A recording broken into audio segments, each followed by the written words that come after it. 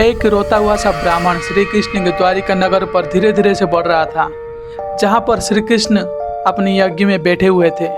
और वो ब्राह्मण जब श्री कृष्ण के पास पहुँचता है, वो श्री कृष्ण को कहता है कि हे द्वारिकाधीश, मेरे सहायता करिए और मेरे साथ चलिए।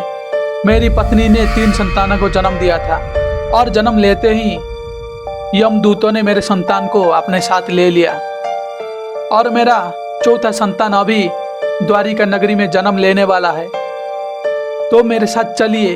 लेकिन श्री कृष्ण उस ब्राह्मण का बात सुनकर भी बोलते हैं, हे ब्राह्मण, मैं आपकी सहायता कैसे करूं?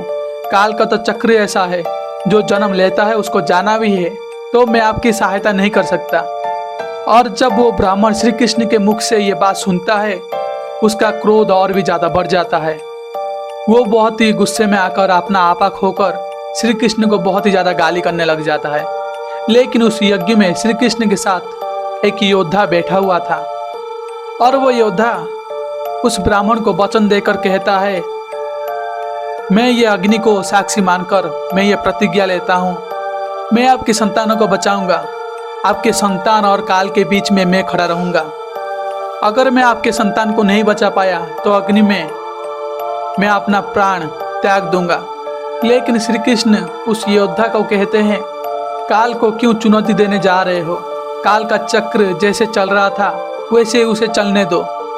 लेकिन वो योद्धा कहता है, हे कृष्ण, मैं आपकी ये निंदा नहीं सुन सकता, इसलिए मैं ये ब्राह्मण के साथ जा रहा हूँ। और ऐसा बोल के वो दोनों चले जाते हैं। और क्या वो योद्धा उस ब्राह्मण की 4 पुत्रों को बचा पाएगा? तो जानेंगे हम ये कहानी में। ये कहानी शुरू होता है जब महाभारत खत्म होता है। महाभारत खत्म करके जब श्री कृष्ण अपनी द्वारिका नगर में आ जाते हैं, तभी वो प्रजा के लिए एक बहुत ही बड़ा अपने द्वारिका में यज्ञ रखते हैं। और उसी यज्ञ के बीच में एक ब्राह्मण रो रो के भागता हुआ आकर श्री कृष्ण को कहता है, हे श्री कृष्ण, मेरी सहायता करिए और मेरे साथ चलिए। लेकिन उसे श्री कृष्ण कहते हैं, हे ब्राह्मण, मैं अभी यज्ञ में बैठा हुआ हूँ और मैं आपके साथ नहीं जा सकता। लेकिन वो ब्राह्मण फिर भी बोलता ही रहता है, हे कृष्ण, मेरी पत्नी 3 संतानों को जन्म दिया था और मेरे 3 संतान जन्म लेते ही तभी यमदूत आके उन्हें लेके चले गए और मेरे चौथे संतान अभी जन्म लेने ही वाला है, तो मेरे साथ चलिए, मेरे चौथे संतान को बचाइए। लेकिन श्री कृष्ण कहते हैं, हे ब्राह्मण देव, काल का चक्र ही ऐसा है, जो जन्म लेता है उसको जाना भी है। एक दिन मुझे भी जाना है और एक दिन आपको भी जाना है, उसमें मैं कुछ भी नहीं कर सकता। लेकिन ब्राह्मण इसी बात पर गुस्सा होकर कहता है, हे द्वारिकाधीश, आप कैसे राजा हो? आपकी प्रजा आपके पास आए, लेकिन आप उसके साथ जाने के बजाय आप मना कर दिए और आप इधर यज्ञ में आहुति दे रहे हो। और ऐसा कहकर श्री कृष्ण को बहुत ज़्यादा गालियाँ करने लग जाता है वो ब्राह्मण। और वो ब्राह्मण जब श्री कृष्ण को गाली कर रहा था, ये सब गाली कोई और भी सुन रहा था। तभी एक योद्धा उठकर कहता है, हे ब्राह्मण, मैं आपके संतानों को बचाऊंगा और मैं आपके साथ चलूंगा। आपके संतान और काल के बीच में मैं खड़ा रहूंगा। मैं मेरी गांडीव को पकड़ के ये प्रतिज्ञा लेता हूँ, अगर मैं आपके संतान को नहीं बचा पाया तो इसी अग्नि में मैं मेरी प्राण त्याग दूंगा। और मैं आपको बता दूं, वो योद्धा कोई और नहीं, गांडीवधारी अर्जुन थे, जो महाभारत में हाहाकार मचा के पूरा महाभारत की नक्शा बदल दिए थे। और जब वो ब्राह्मण के साथ जाने के लिए बढ़ते हैं, तभी श्री कृष्ण कहते हैं, हे अर्जुन, तुम अभी काल को चुनौती देने जा रहे हो और काल का चक्र जैसे चल रहा है वैसे ही चलने दो। लेकिन गांडीवधारी अर्जुन कहते हैं, नहीं वासुदेव, मैं आपकी निंदा नहीं सुन सकता, इसलिए मैं अभी जा रहा हूँ इस ब्राह्मण की सहायता करने। तो ऐसा कहकर अर्जुन उस ब्राह्मण के साथ चले जाते हैं और अर्जुन अपने गांडीव को उठाकर उस घर के ऊपर अपना बाण चलाते हैं। जब वो बाण चलाते हैं, उस घर के चारों तरफ एक बैरियर, एक कवच हो जाता है। और तभी अर्जुन कहते हैं, हे ब्राह्मण, मैं आपके घर के चारों तरफ एक कवच बना दिया, इसके अंदर कोई भी नहीं जा सकता, तो आपका चौथा संतान सुरक्षित रहेगा, तो आप चिंता मत करो। और ऐसे ही कुछ देर में उस ब्राह्मण की चौथा संतान भी जन्म ले लेता है। लेकिन घर के बाहर जो कवच था वो धीरे धीरे से टूटने लग जाता है और कुछ देर के बाद वो जो ब्राह्मण का चौथा पुत्र था उसको भी यमदूत अपने साथ लेकर के चले गए। और ये सब देखकर वो ब्राह्मण बहुत ही ज़्यादा गुस्से में अर्जुन को कहता है, हे गांडीवधारी, तुम तो बड़े बड़े बात किए थे, अपने घमंड में आकर बोले थे कि मेरी संतानों की जान बचाओगे, तो फिर क्या हुआ? मेरी संतान का जान काल ने कैसे ले लिया? और ये सब सुन के अर्जुन कहते हैं कि हे ब्राह्मण, मैं वचन दिया था, मैं जैसे भी होके मैं आपके पुत्रों को बचाऊंगा। और ऐसा बोलकर अर्जुन यमलोक में चले जाते हैं और यमलोक के द्वार में खड़े होकर कहते हैं, हे यमदूत, ये द्वार को खोलो। और तभी यमदूत आकर कहते हैं, मानव, तुम कौन हो और इधर क्यों आए?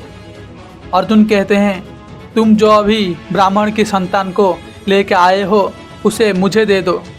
लेकिन अर्जुन की बात ना सुन के यमदूत वो चले जाते हैं और अर्जुन अपने गुस्से में और घमंड में आकर उस द्वार पर हजारों बाण चलाते हैं, लेकिन उस द्वार का कुछ नहीं होता।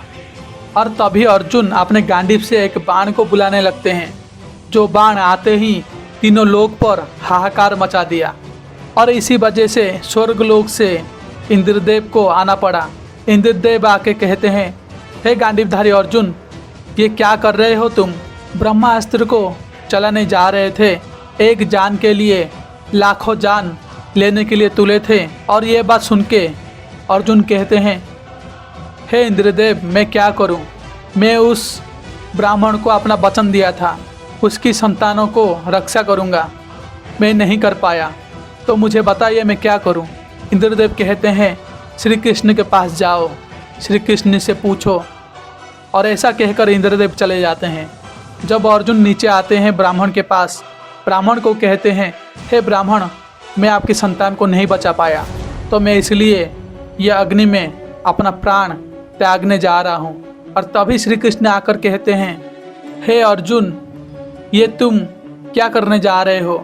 और तुमने तो वचन दिया था जैसे भी होके उस ब्राह्मण के पुत्रों को बचाओगे, तुम्हारे वचन का क्या हुआ? और अर्जुन कहते हैं, मैं बहुत ही ज़्यादा प्रयास किया लेकिन उसके पुत्रों को नहीं बचा पाया, तो मैं इस अग्नि में अपना प्राण त्यागने जा रहा हूँ। लेकिन श्री कृष्ण कहते हैं, तुमने अपने घमंड में आके चुनौती तो दे दी, लेकिन फिर भी तुमने ये क्यों नहीं सोचा यमलोक से भी ऊपर कोई और भी लोक है जहाँ पर इसी संसार की सारी आत्माएं जाकर उधर ही रहता है। तो फिर चलो मेरे साथ, अपने वचन को टूटने मत दो। ऐसा कहकर वो अर्जुन को ले जाते हैं और धीरे धीरे से 100 से हजार से लाखों लोग पार होके एक और दुनिया में चले जाते हैं, जिस लोक का नाम है क्षीर सागर, जहाँ पर स्वयं भगवान नारायण अपने शेष नाग पर विराजमान होके पूरे संसार को चलाते हैं। उधर जाके उस ब्राह्मण की संतानों को बचा करके ले आते हैं और यहाँ पे ये कहानी ख़त्म होता है। तो फिर मैं आपको पूछता हूँ, ये कहानी में आपको क्या जानने मिला? अगर ये कहानी से आपको कुछ जानने मिला तो फिर ये चैनल को सब्सक्राइब और ये वीडियो को लाइक कर देना। लेकिन मैं मेरी बात बोलूँ तो ये कहानी से मुझे ये सीखने मिला कि कैसे अपने घमंड में और अपने गुस्से में आकर खुद को ही जलाने बैठते हैं। तो दोस्तों, मिलते हैं और एक कहानी में। तो तब तक के लिए जय श्री कृष्णा।